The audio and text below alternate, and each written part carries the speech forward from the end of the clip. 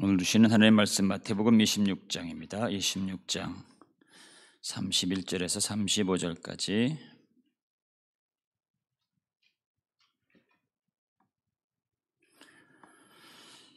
마태복음 26장 31절에서 35절까지 한 목소리로 봉독하겠습니다. 시작.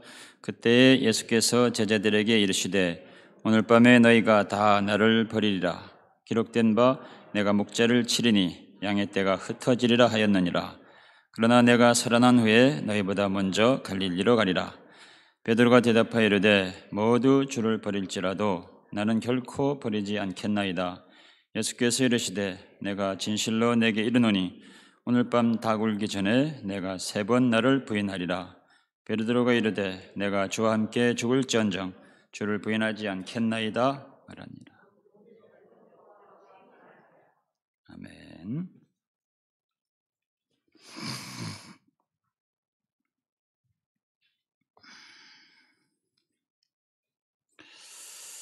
우리가 자녀들을 키우다 보면 깨닫는 것들이 참 있습니다. 우리 부모님들이 우리를 이렇게 사랑하셨구나, 그런 생각들을 우리 하게 되죠. 그러다가 또 뭐 더 지나다 보면 그 사랑을 참 다 헤아리 알 수가 없겠구나, 우리가 알고 있는 부분, 아직도 모르는 부분이 참 많이 있구나 하는 사실 또 생각하게 됩니다. 전에 새벽기도 때 잠깐 나눴던 얘기인데, 경북대 총장을 지냈던 박찬석 교수님의 글인데, 그때도 한번 읽어드렸던 거지만 새벽기도 때 못 들은 분도 있고 또 여러 가지를 또 많이 생각하게 하는 글이라 다시 한번 좀 잠깐 읽어보겠습니다. 그냥 이 내용을 설명하는 것보다 한번 짧은 글인데 한번 읽어보는 것이 좋을 것 같습니다.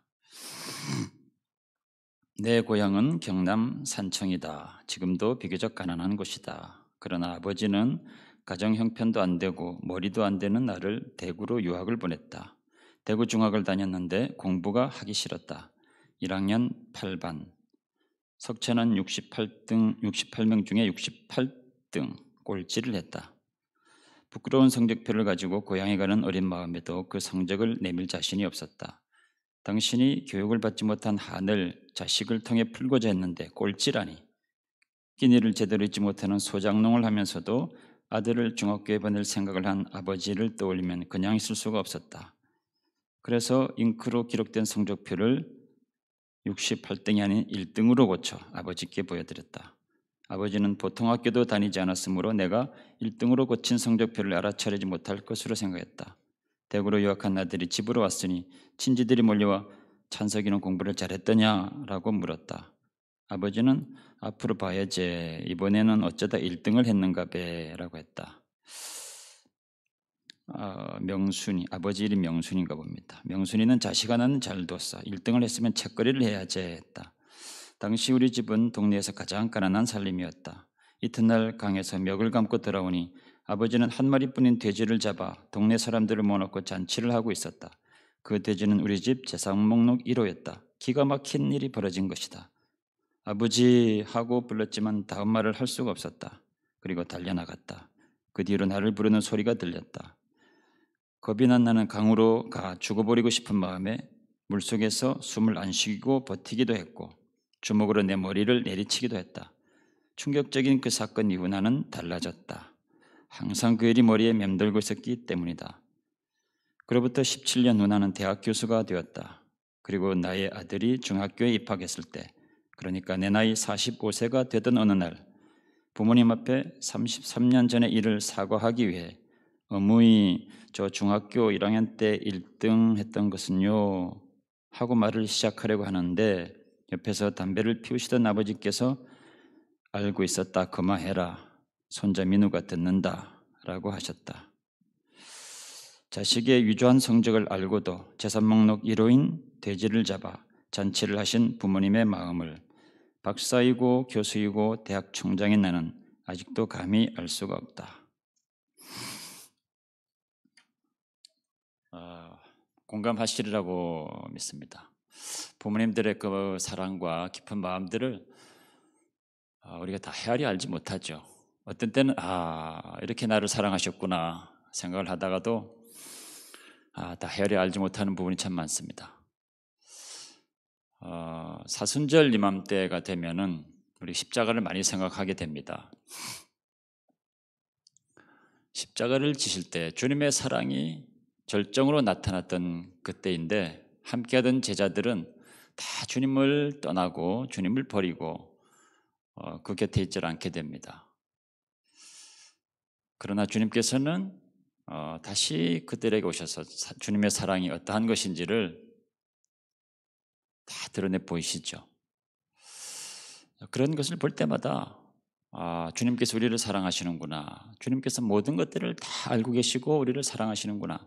알면서도 그 사랑을 다 헤아려 알 수가 없습니다.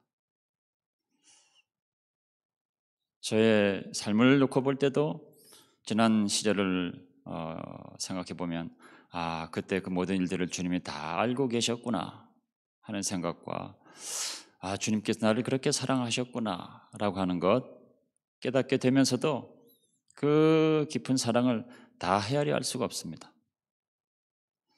어느 부분을 깨닫고 하는 거죠. 여러분들에 대한 주님의 사랑, 정말 그 넓고 깊은 주님의 사랑을 저도 다 설명할 수도 없고 여러분들도 다 헤아려 알 수가 없습니다. 그 어느 부분들을 우리가 깨닫고 알고 감사하는 거죠. 그래서 이 사순절 기간에 주님께서 십자가를 지시는 이 여러 사건들 보면 그런 많은 것들을 이제 생각하게 되는 거죠. 오늘 이 본문의 말씀은 이제 주님께서 십자가를 지시기 전에 얼마 시간을 남겨두지 않고서 이제 제자들과 같이 있었던 얘기를 이야기하고 있습니다. 주님이 십자가를 지시기 전에 먼저 겟세마네라고 하는 동산에 제자들을 데리고 가십니다. 그때 이제 모든 제자들을 다 데리고 가셨는데 그 중에 주님의 마음을 가장 잘 알고 있다고 하는 베드로, 요한, 야고보 세 명의 제자들을 데리고 따로 조금 더 가십니다. 그래서 그 제자들 베드로, 요한, 야고보에게 특별한 부탁을 하시게 됩니다. 아주 특별한 부탁을 말씀하게 되는데 마태복음 26장 38절입니다.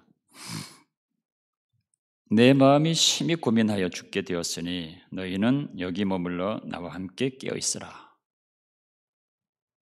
주님께서 지금 십자가를 지시려고 하기 때문에 그것들을 생각해 볼 때 주님이시지만 육신을 입고 있으니까 심히 고민도 되고 마음이 너무 괴로운 것입니다.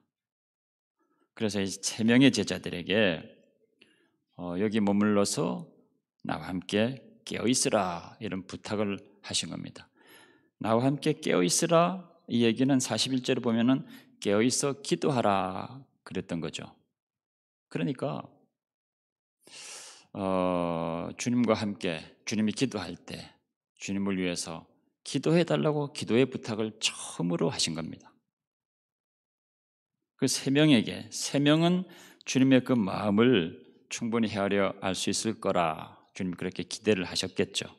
그리고 그렇게 기도의 부탁을 처음으로 하셨는데 조금 있다 보면은 주님 혼자 기도하고 있습니다.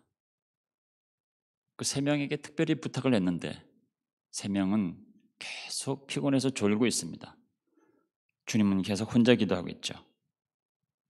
누가복음 22장에 보면은 이 내용을 이렇게 표현하고 있습니다. 돌 던질 만큼 가서 무릎을 꿇고 기도하여. 돌 던진 만큼이란 거리가 얼마나 되겠습니까? 주먹만한 돌을 여기서 던진다고 하면 제가 여기서 던지면은 저 유명구 집사님 한테까지 갈까요? 더 갈 수도 있고 뭐 덜 갈 수도 있겠죠. 막 그 정도 거리, 기껏해 이제 그 정도 거리인 겁니다. 그러니까 짧은 거리입니다. 그리고 그런데 거기서 어떻게 기도하시냐면 땀방울이 핏방울이 되도록 그렇게 처절하게 기도를 하셨다고 그랬습니다. 얼마나 처절하게 기도하면 땀방울이 핏방울처럼 되겠습니까? 히브리서 5장 7절에서는 이것을 심한 통곡과 눈물로 간구의 소원을 올렸다 이렇게 또 표현을 하고 있습니다. 그러니까 통곡하고 땀을 흘리면서 아주 처절하게 기도를 하는 겁니다. 울부짖으신 거죠. 근데 그 거리가 그렇게 먼 거리가 아니라는 겁니다. 다 들리는 거리입니다. 근데 또 이 세 명의 제자들은 계속 졸고만 있는 거죠. 그러니까 주님께서 몇 번을 와봤습니다. 근데 계속 졸고 있으니까 깨우시면서 기도해라 하고 그렇게 부탁을 하시는데 계속해서 제자들은 졸고 결국은 그렇게 기도를 못합니다. 그래서 주님께서 나중에 그런 말씀 하시죠. 어찌 1시간도 깨어서 나와 기도할 수 없더냐. 이제 됐다 내려가자 하고 데려가시죠. 제자들은 주님의 마음이 그렇게 처절한데 주님의 마음을 가장 잘 이해할 만한 그 세 명의 제자들조차 주님의 마음을 다 이해를 못하고 있었던 겁니다. 주님의 마음을 이렇게 이해를 했더라면 정신을 차리고 주님에서 기도했겠죠. 그런데 그러지 못했던 제자들의 모습을 보이고 있습니다. 1시간도 그렇게 하지 못했습니다. 그렇지만 주님께서는 그 모든 것들을 다 알고 있으니까 사람들의 연약한 것들을 주님은 다 알고 계시니까 책망하지 않습니다. 마음은 원이로되 육신이 약하구나 이렇게 말씀해 주시고 데리고 내려가죠. 그 제자들은 주님의 마음을 다 헤아리고 1시간도 주님을 지키면서 기도할 수 없었을 뿐만 아니라 주님께 위기가 닥치니까 다 도망을 갑니다. 한 사람도 남지 않고 다 주님을 버리고 도망을 하게 되죠. 먼저는 가룟 유다가 주님을 배신을 하게 됩니다. 그러니까 기도를 마치고 내려오는데 먼저 가룟 유다가 주님을 배신하고 떠났죠. 그래서 사람들을 데리고 검과 뭉치를 가지고 주님을 잡겠다고 나타난 겁니다. 이 가룟 유다를 보면 참 수수께끼 같은 인물이죠. 어떻게 주님을 3년간이나 따라다녔는데 주님을 이렇게 배신할 수 있었을까? 뭐 때문에 그랬을까? 돈 때문에 그랬을까? 돈에 관심이 있었던 것은 사실인 것 같습니다. 가룟 유다가 그 제자들 일행이 다닐 때 돈꾀를 가지고 다녔거든요. 그러면서 가끔씩 그걸 훔쳐갔다라고 하는 것을 또 성경에서 기록하고 있습니다. 그리고 마리아가 향유 옥합을 깨어서 주님께 부어드리니까 아니 저 아까운 것을 300데나리나 되는 저 비싼 것을 그냥 팔아가지고 돈을 드리지 그러면서 막 발을 동동 굴렸던 그런 모습이며 그런 걸 보면 돈에 굉장히 관심이 많았구나 생각은 할 수 있지만 그건 전부는 아닌 것 같습니다. 중요한 클루가 요한복음 13장 2절에 나오는데 마귀가 벌써 시몬의 아들 가롯 유다의 마음에 예수를 팔려는 생각을 넣었더니 그랬습니다. 그러니까 마귀가 가룟 유다에게 생각을 넣었다는 겁니다. 근데 이 대목이 중요한 거죠. 우리들도 이제 여러 가지 생각을 많이 합니다. 여러 가지 생각을 많이 하고 어떤 때는 우리가 원치 않는 생각인데 이런저런 생각들이 막 들어오기도 합니다. 그런데 그 모든 생각이 다 내가 스스로 하고 있는 것이 아니다는 것입니다. 그러니까 생각을 분별해야 되는 겁니다. 생각은 어떤 때는 하나님이 주시기도 하고 내 스스로 생각하기도 하고 마귀가 우리에게 줄 수도 있다는 겁니다. 그런데 이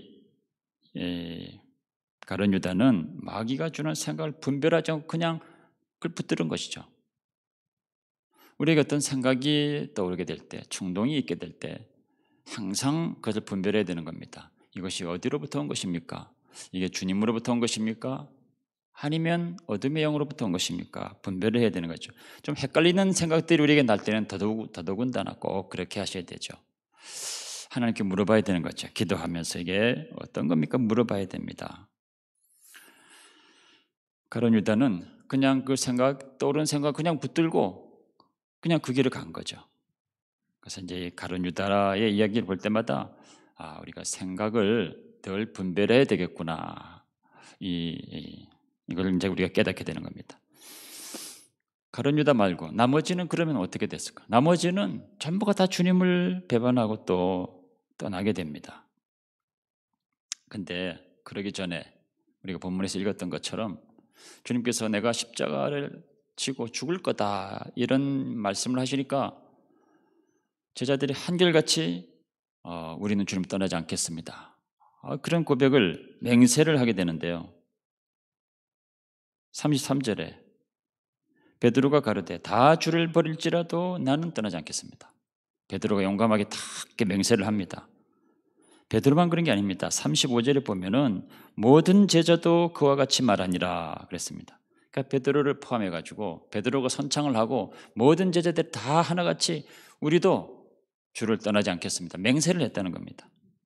그런데 그렇게 맹세를 했던 사람들인데 막상 주님을 잡으러 오니까 자기들도 이렇게 잡혀갈까 봐 다들 두려워가지고 다들 도망가더라는 겁니다.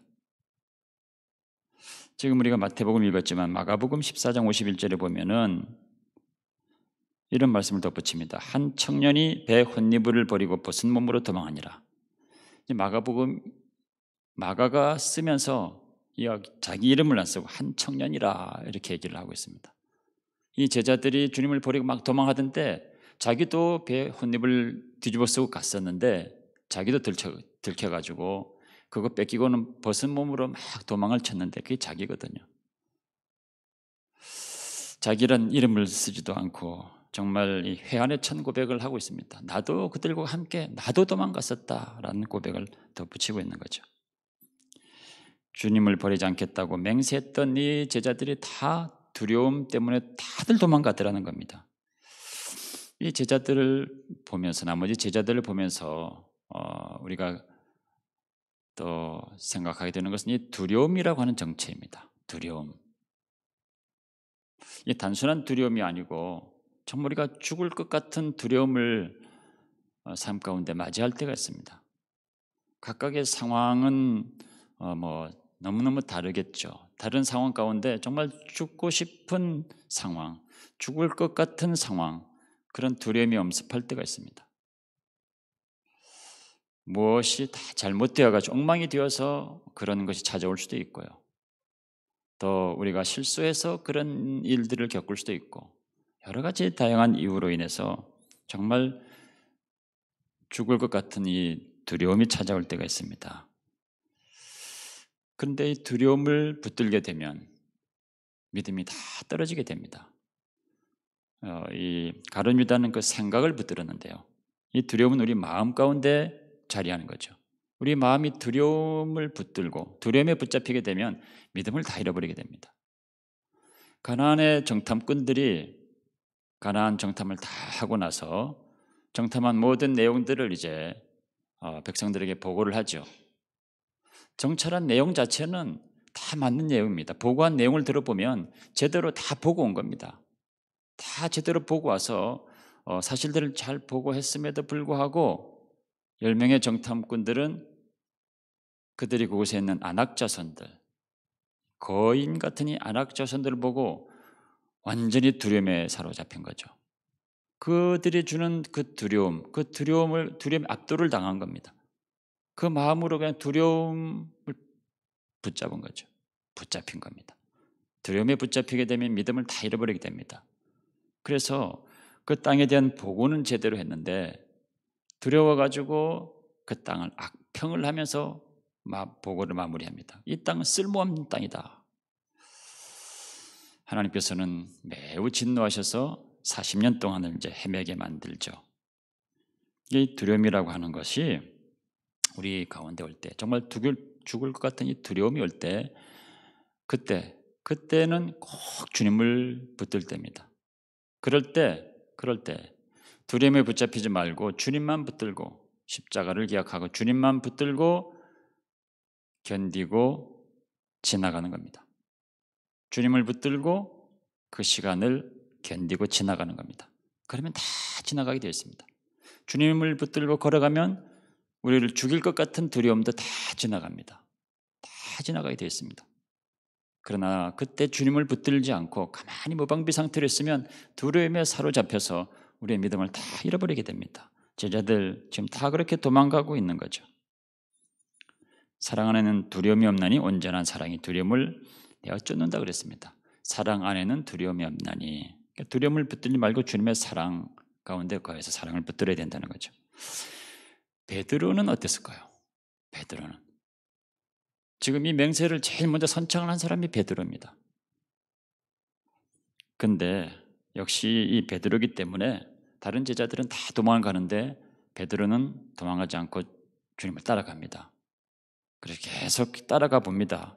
그래서 이 코트 안뜰까지 따라 들어갔다고 그랬습니다.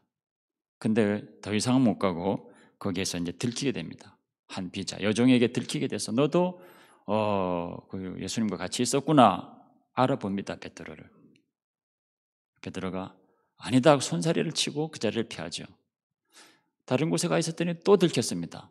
똑같이 손사래를 치면서 또 부인합니다. 세 번째 그렇게 부인을 하는데 이때는 맹세하고 저주까지 하고 맹세를 합니다. 그럴 때 새벽 닭 우는 소리가 들립니다.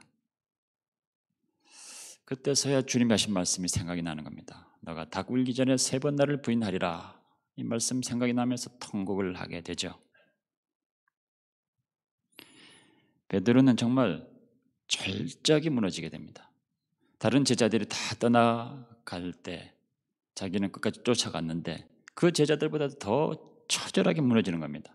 그냥 3번씩이나 그렇게 주님을 부인하고 맹세하고 그랬었던 거니까요. 이때 베드로가 정말 자신에 대해서 깨닫는 것이 있었습니다. 이렇게 주님을 떠나지 않겠노라 맹세하는 것도, 그런 결심도 내 힘으로 되는 게 아니구나.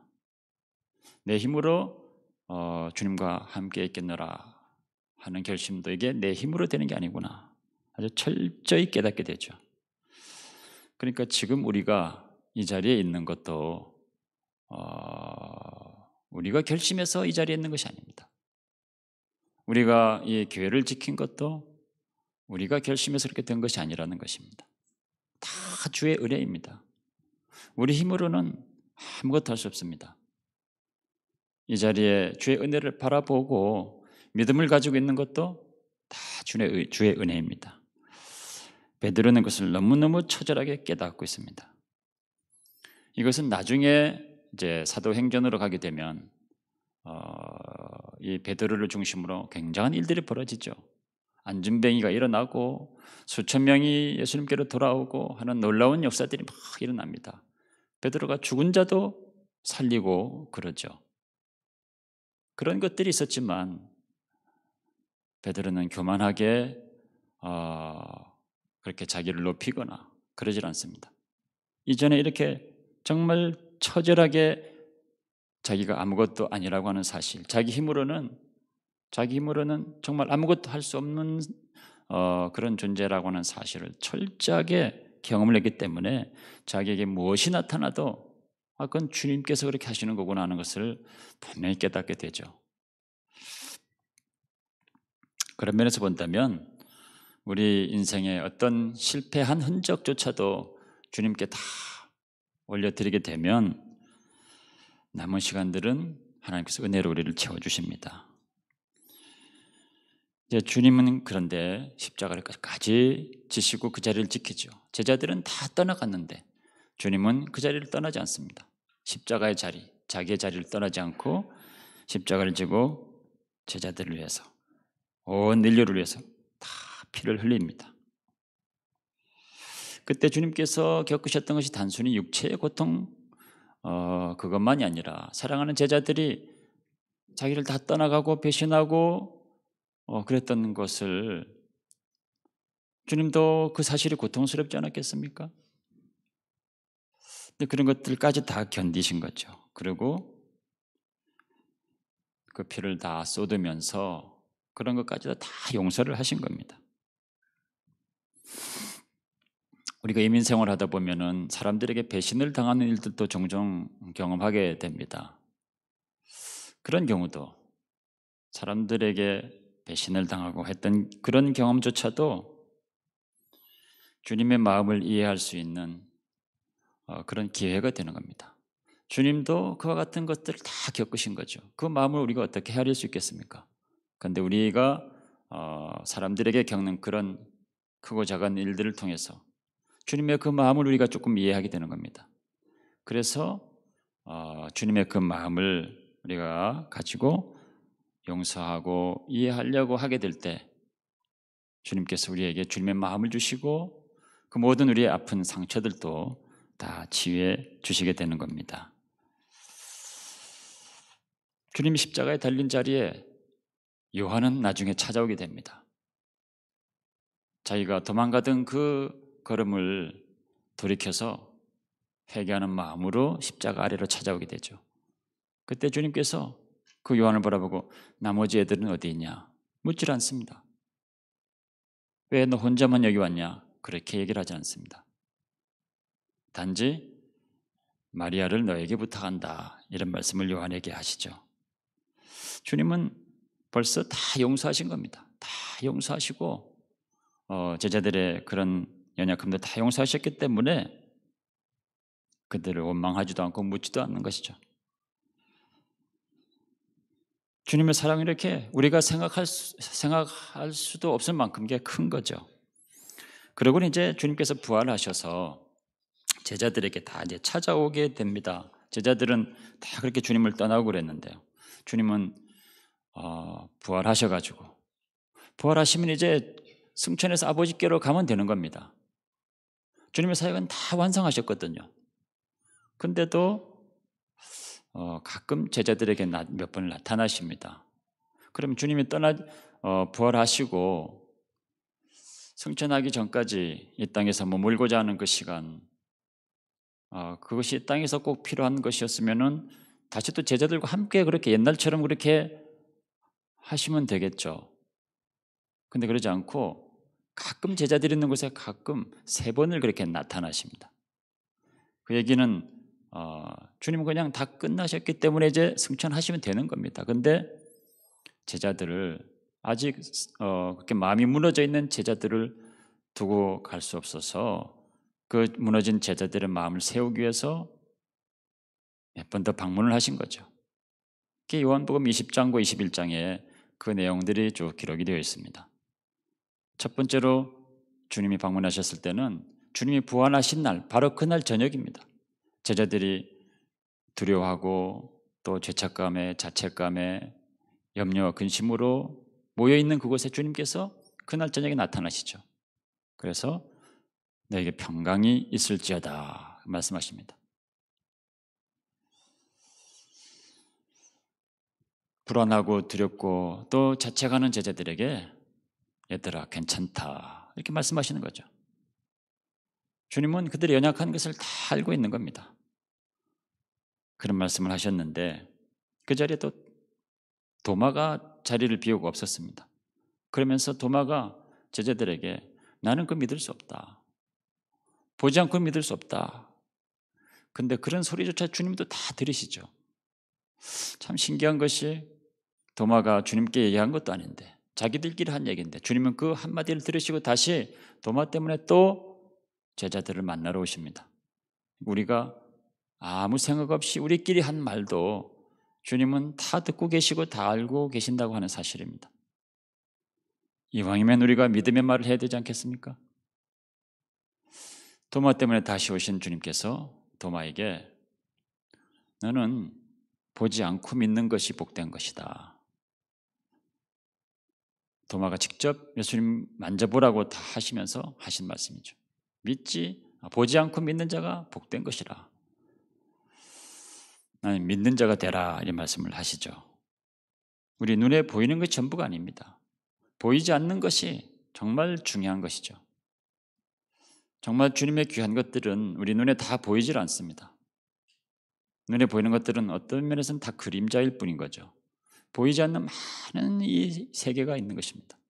믿음을 가지면 믿음의 눈으로 그 많은 것들이 보이게 되는 거죠. 도마에게 그 말씀을 하셨는데 한 번 더 주님이 나타나십니다.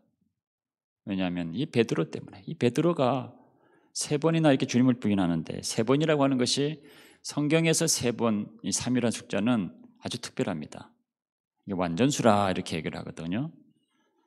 그러니까 3번을 주님을 부인했다. 그리고 3번의 맹세까지 하며 부인했다. 베드로가 완전히 무너졌다는 뜻입니다. 완전히 실패한 그런 모습이라는 뜻이죠. 더 이상 일어날 수가 없는 것입니다. 그러니까 주님이 이렇게 한번 나타나시고 도마 때문에 또 오시고 해도 베드로가 여전히 괴로운 거죠. 그런 베드로 때문에 한 번 더 나타나십니다. 주님은 3번이나 만나주신 거죠. 3번이나 이렇게 세워주신 겁니다. 철저하게 무너진 베드로지만 주님은 완전한 사랑으로 그를 세워주시게 됩니다. 베드로를 보고 너는 나를 사랑하느냐 이렇게 묻습니다. 그 유명한 말씀이죠. 주님이 몰라서 그렇게 했겠습니까? 주님은 다 알고 있습니다. 얼마나 연약한지 다 알고 있습니다. 너의 진심을 내가 다 알고 있는 거다. 너가 그렇게 부인했던 것도 너가 정말 나를 부인한 것이 아니라 두려움 때문에 그렇게 했다고 하는 걸 내가 다 알고 있는 거다.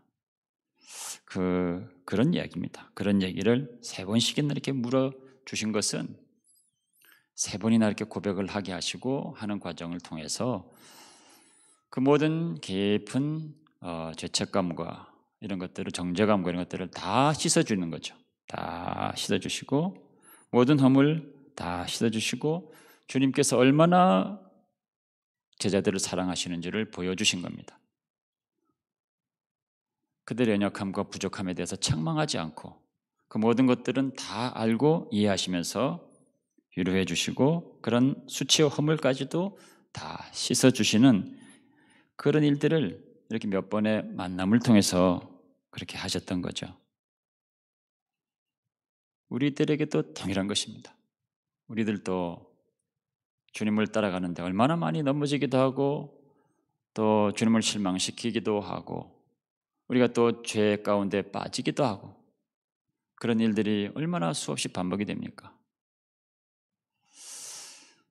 그 모든 것들을 주님은 다 하시는 겁니다. 우리가 연약한 줄을 다 아는 거죠. 이 제자들이 그렇게 연약할 줄 몰랐으면 주님께서 이 제자들이 사고를 칠 때마다 얼마나 놀라고 가슴 철렁철렁하고 주님도 실망해서 괴로워하셨겠습니까? 그러나 주님은 한 번도 그런 모습 보이지 않고 한 번도 원망하거나 책망하거나 그러지 않고 그럴 때마다 얘들아 됐다 이제 그만 내려가자 말씀하시고 또 너에게 평강이 있을지어다 말씀하시고 네가 나를 사랑하느냐 또 말씀하시고 그렇게 하신 것은 다 주님 우리의 연약함을 다 알고 계시기 때문에 그럴 수밖에 없는 우리들을 다 알고 계시기 때문에 우리를 책망하지 않고 어떻게 하든지 무너진 우리 마음을 일으켜 세우시려고 그렇게 하시는 거죠. 우리들이 사망의 음침한 골짜기를 헤매고 있을 때 주님께서 언제나 우리를 찾아오셔서 다시 우리를 붙들어 주시고 다시 일어나도록 격려하시고 그 모든 연약함을 다 안다라고 말씀하시고 주님의 사랑을 자꾸자꾸 우리에게 사랑을 부어주시는 거죠. 그래서 정말 그 주님의 사랑을 우리가 생각해 볼 때 정말 헤아려 다 알 수가 없습니다. 우리를 여기까지 인도하시고 이렇게 사랑하시는 것, 이것이 주님의 사랑이구나 우리가 고백을 하지만 나머지 그 깊은 사랑을 다 깨달아 알 수가 없습니다. 저도 그 주님의 그 놀라운 사랑을 더 많이 여러분들에게 설명하고 나타내 보이고 싶습니다. 저도 정말 그 한 일부분을 겨우 말씀드렸을 뿐입니다. 여러분들이 알고 있는 주님의 사랑도 그런 부분들을 알고 있는 거고요. 너무너무 크고 넓은 주님의 사랑을 다 헤아려 할 수 없습니다. 주님은 우리를 그렇게 사랑하십니다.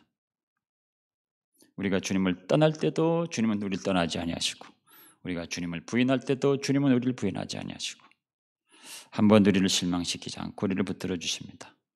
때로는 마가와 같은 우리들 그 수치스럽게 벌거벗고 뛰어간 우리들을 다시 데려다가 온전히 세워주시고 또 의심하던 도마와 같은 그 생각조차도 다 다시 붙들어 주시고 베드로와 같이 정말 자신의 모습을 처절하게 붙들고 통곡하는 베드로 그를 또 위로해 주시고 다시 여러분을 찾아와 주신 것처럼 우리 모두를 그렇게 붙들어 주시리라 믿습니다. 그런 주님을 사랑하시는 그 사랑 안에 거하는 여러분들 다 되시기를 주의 이름으로 축원합니다. 할렐루야. 좋으신 우리 하나님 아버지, 주님의 사랑 감사합니다. 우리에게 보여주신 주님의 그 놀랍고도 크고도 넓은 사랑을 우리가 다 헤아려 알 수가 없습니다. 지금까지 우리에게 보여주신 그것만으로 주님께서 우리 각 사람의 모든 사정을 다 알고 계시고 또 그래서 우리를 격려하시고 위로하시고 붙들어 주시고 여전히 사랑하신다고 하는 사실을 우리가 깨닫지만 나타나지 않은 그 깊고도 넓은 많은 그 사랑이 있는 줄 아오니 우리가 그것을 신뢰하며 더욱더 주님에 대한 사랑을 고백하며 그 사랑 가운데 거하며 그 사랑을 더 깊이 깨달아가는 우리들이 될 수 있도록 도와주옵소서. 예수님 이름으로 기도합니다.